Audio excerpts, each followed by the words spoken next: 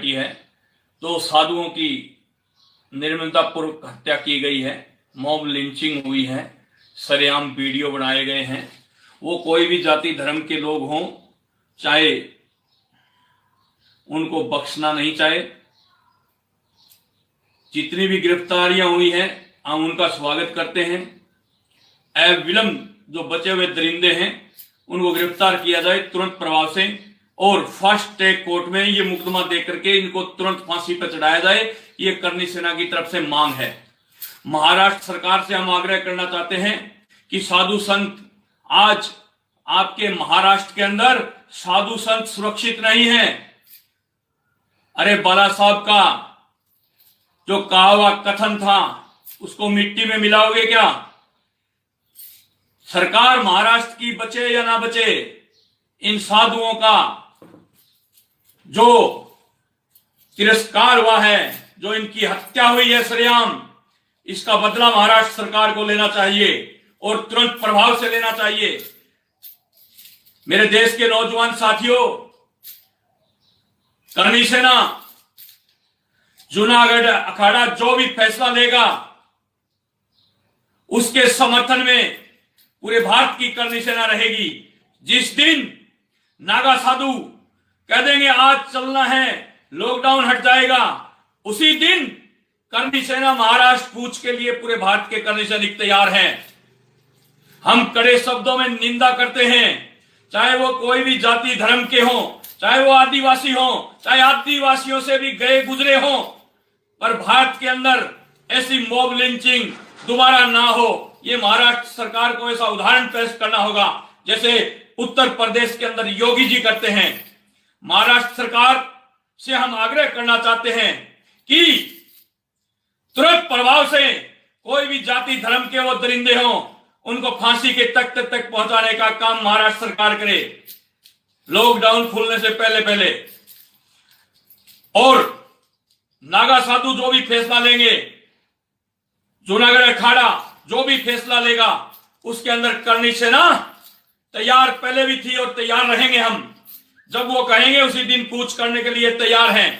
एक में जितने भी जो हमारे समाज के धर्मगुरु हैं, हिंदुओं के जितने भी धर्मगुरु हैं, उनसे आग्रह करना चाहता हूं कि आपके पास Z+ सुरक्षा है, अरबों खरबों के खजाने हैं, उससे हमें कोई तकलीफ नहीं, हमें कोई दिक्कत नहीं।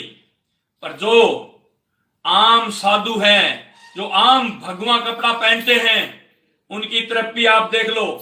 एक दिन सनातन धर्म खत्म हो जाएगा अगर आप इसी तरह सुख सुविधाएं भोगते रहे, Z+ सुरक्षाओं में चलते रहे, तो एक दिन ये सनातन धर्म खत्म हो जाएगा। इस बात को ध्यान रखना। जिसने जन्म लिया है धरती पर उसकी मृत्यु निश्चित है, पर अकाल मृत्यु क्यों? अगर धर्म को बचाना है तो आप लोगों को आगे आना होगा, शंकराचार्यों को आगे आना होगा, जो धार्मिक संगठन है उनको आगे आना होगा। उसी कड़ी में करनी सेना पूरे भारत की तैयार खड़ी है। अरे आप एक आदेश तो करो, हम महाराष्ट्र सरकार की ईंट से ईंट बजाने के लिए तैयार हैं।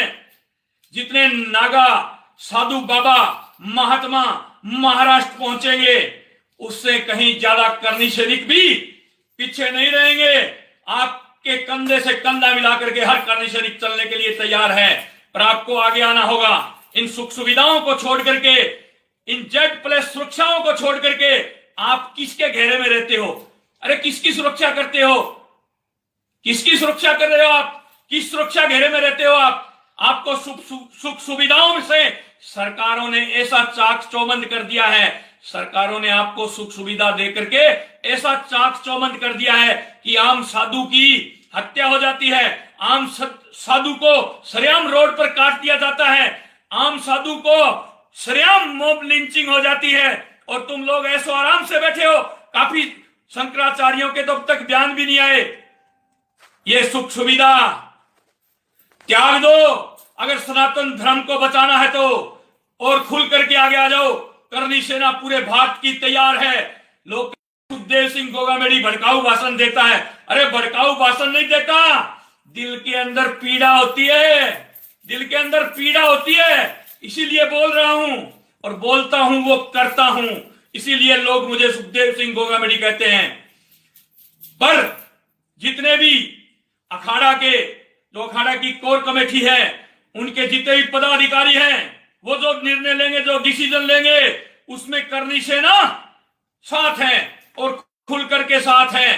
पर ऐसे दरिंदों को, चाहे वो 200 हो, चाहे वो पूरा गांव हो, अगर पूरे गांव को भी घेर करके अगर उनको भूंदना पड़े ना, तो भूंद देना चाहिए। ऐसे आदिवासियों की जरूरत नहीं जो मनुष्य को मनुष्य ना समझे, जो साधु को साधु ना समझे। अरे ऐसे धरती पर वजन का रख करके करोगे भी क्या करोगे? ऐसे धरती पर वजन रख करके ऐसे लोगों का, जो मानव को मानव ना समझे, जो साधु को साधु ना समझे, जो अपने धर्म को धर्म ना समझे, ऐसे लोगों को रख करके क्या करोगे? वो चाहे किसी भी धर्म जाति विशेष कहीं से भी हो, उनको बख्शेगी सरकार तो सरकार भुगतेगी परिणाम, सरकार जाएगी, सरकार गिरेगी। ये क्योंकि सरकार तो वैसे ही अल्पमत में है। महाराष्ट्र की सरकार किसी को पता नहीं है ना, वो अपने कान खोल करके सुन ले और आंखों से देख ले।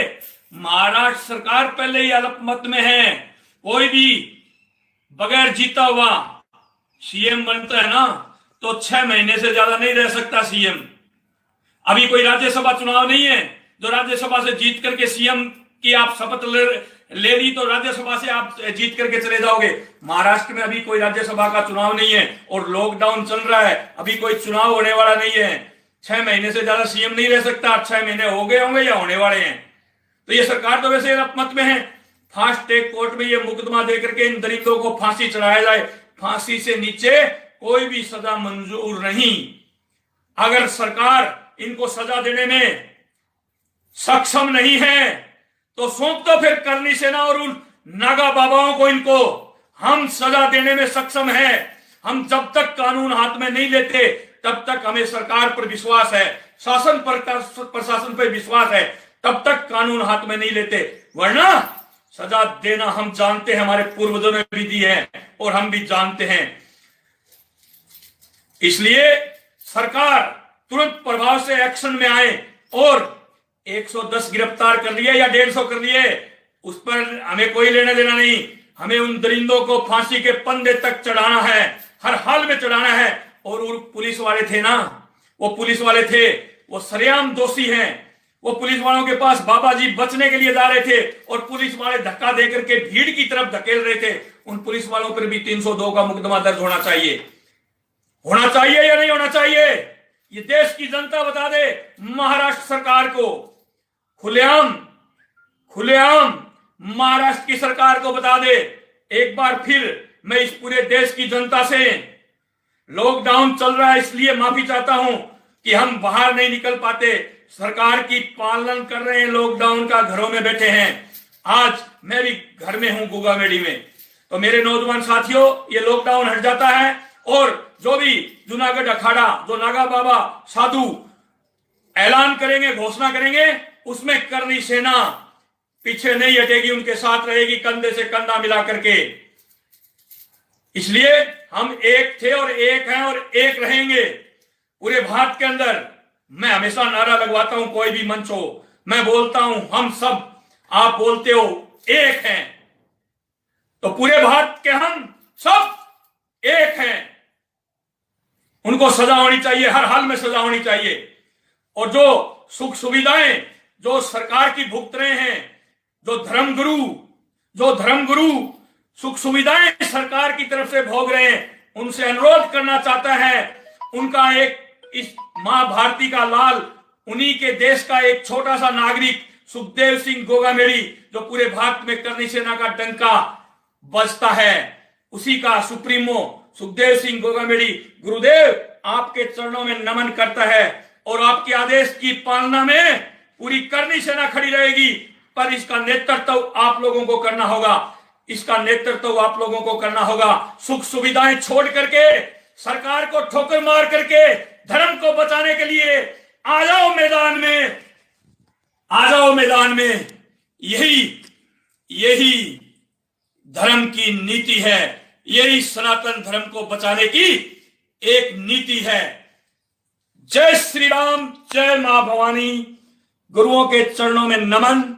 जो साधु परलोक में सिधार गए, उनको नमन करता हूं। उन साधुओं से माफी मांगना चाहता हूं कि लॉकडाउन के कारण मैं आज आपके लिए लड़ने के लिए पालगर नहीं हूं। ये सिर्फ लॉकडाउन के कारण नहीं हूं। जिस दिन लॉकडाउन हटेगा, ये आपका शिष्य, मां भारती का लाल, भारत का बेटा सुखदेव गोगा, मेरी पूरी टीम सहित महाराष्ट्र में तैयार मिलेगा। गुरुदेव गुरुओं के चरणों में नमन करता हूं।